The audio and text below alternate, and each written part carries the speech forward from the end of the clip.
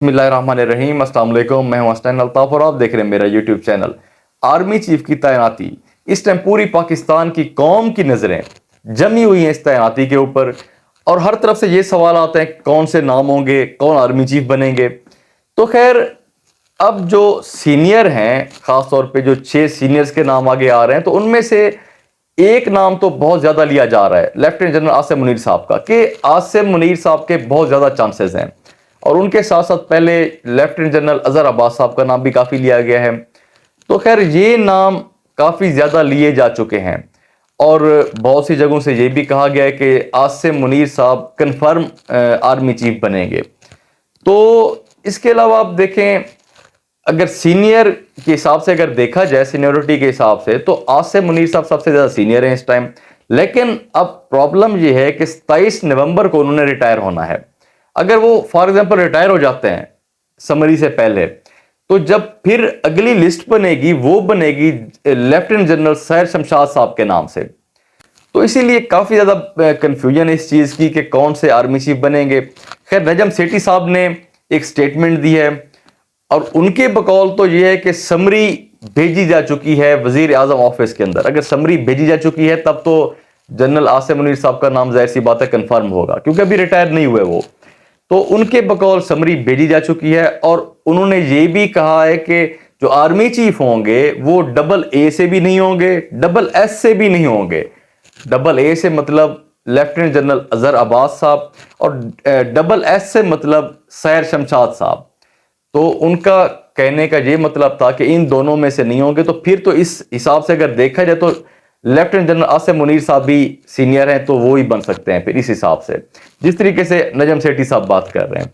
तो इसके अलावा ख्वाजा आसिफ साहब ने स्टेटमेंट दिया। उन्होंने कहा जी, ये जो सिलसिला है आर्मी चीफ की तैनाती का या समरी आने का, ये मंडे से स्टार्ट होगा। उनके बकौल समरी अभी तक नहीं भेजी गई। तो कुछ मुख्तलिफ किस्म के बयान हैं, इसलिए कुछ कन्फर्म नहीं कहा जा सकता। लेकिन राणा सनाउल्लाह साहब ने एक स्टेटमेंट दिया। उन्होंने कहा कि आर्मी चीफ ऐसे होंगे कि किसी को भी उस चीज की शिकायत नहीं होगी और सब इत्तफाक करेंगे उनके ऊपर, मतलब पीडीएम वाले भी, पीटीआई वाले भी। अब वो कौन होंगे, अभी इस चीज की बात कुछ नहीं की जा सकती। लेकिन उनके साथ साथ ये भी कहा जा रहा है कि नवाज शरीफ साहब जो नाम चाहते हैं, पिंडी वाले कहा जा रहा है कि वो नहीं चाहते। अब इस बारे में एक स्टेटमेंट थोड़ी सी है, वो मैं आपको सुना देता हूं शेख रशीद साहब की। तो शेख रशीद साहब ने कहा है, हुक्मरान पिंडी वालों को आंखें दिखाने के काबिल नहीं है। पिंडी वालों का मसला है, पिंडी वाले ही 30 नवंबर तक हल करेंगे। पिंडी वाले मतलब एस्टेब्लिशमेंट का मसला है, एस्टेब्लिशमेंट ही इसको 30 नवंबर तक हल करेगी। शेख रशीद साहब ने यह बयान इसलिए दिया है क्योंकि एक तो समरी एस्टेब्लिशमेंट इदारे की तरफ से ही आनी है, तो उसके बाद जो मौजूदा आर्मी चीफ हैं उन्होंने भी एक नाम रिकमेंड करना होता है। अब इसीलिए यह कहा जा रहा है कि जो नवाज शरीफ साहब चाहते हैं वो नाम नहीं होगा। हो सकता है कि वो नाम हो जो जनरल बाजवा साहब रिकमेंड करें। खैर, जो भी हो आर्मी चीफ, तो जाहिर सी बात है सारे सीनियर हैं। अब इस मामले में थोड़ा सा इमरान खान साहब को देख लेते हैं। इमरान खान साहब ने कुछ दिन पहले एक स्टेटमेंट दी थी कि नवाज शरीफ साहब अपनी मर्जी का आर्मी चीफ लगाकर मुझे नाअहल करना चाहते हैं।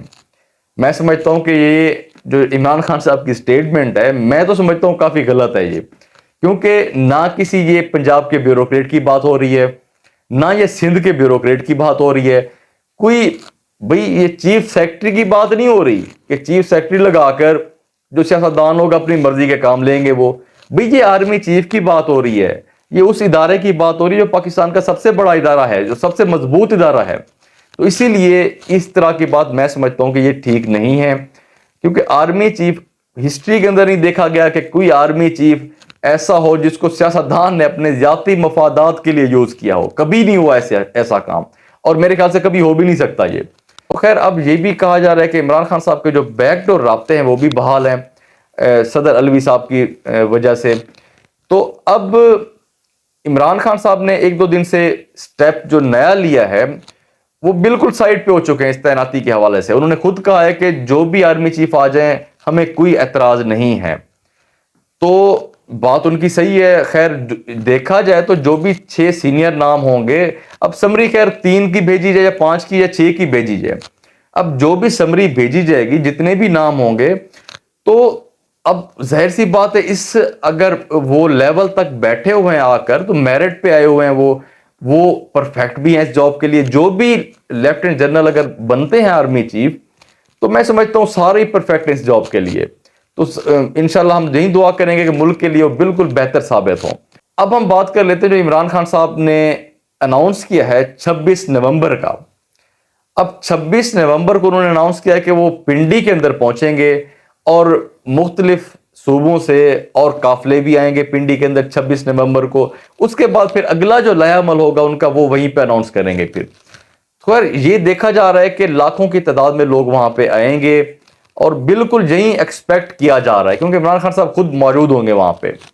تو اسی لیے ہو سکتا ہے کہ لاکھوں کی تعداد میں وہاں پہ مجمع ہو.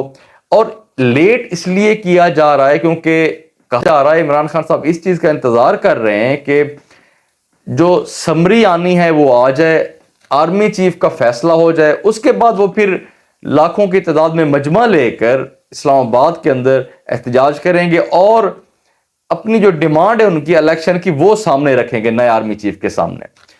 تو عمران خان صاحب نیا الیکشن اتنی جلدی کیوں چاہتے ہیں؟ اس کی وجہ یہ ہے کہ آپ یہ ٹیبل آپ کے سامنے دیکھ رہے ہیں. 75% اس ٹائم پاکستان کو ڈیفالٹ کرنے کا خطرہ ہے, جو کہ عمران خان کے دور میں یہ ساتھ آپ چھوٹا سا بنا ہوا ہے باکس گرین کلر کا 5% خطرہ تھا عمران خان صاحب کے دور میں. تو عمران خان صاحب اسی لیے چاہتے ہیں کہ انتخابات جلدی ہوں کیونکہ اب یہ خطرہ اگر 85 سے 90% تک چلا جاتا ہے تب عمران خان صاحب اگر آ بھی جاتے ہیں تو وہ پاکستان کو ڈیولپ نہیں کر سکیں گے, تب وہ ملک کو صرف بچانے کی کوشش کر رہے ہوں گے. تو اسی لیے ان کی کوشش ہے کسی طریقے سے الیکشن ہو. ضروری نہیں کہ اس کے اندر عمران خان صاحب نہیں آنا ہے, اس کے اندر ہو سکتا ہے کہ مسلم لیگ نواز آ جائے, اس کے اندر ہو سکتا ہے کہ پیپلز پارٹی آ جائے, کوئی بھی پارٹی آ سکتی ہے. تو لیکن الیکشن کے ذریعے عوام کے ووٹ کے ذریعے جو بھی پارٹی آتی ہے وہ سب کو پھر منظور ہوگی وہ پارٹی. تو فی الحال کے لیے اتنا ہی, پھر انشاءاللہ اگلی ویڈیو میں ملاقات ہوگی.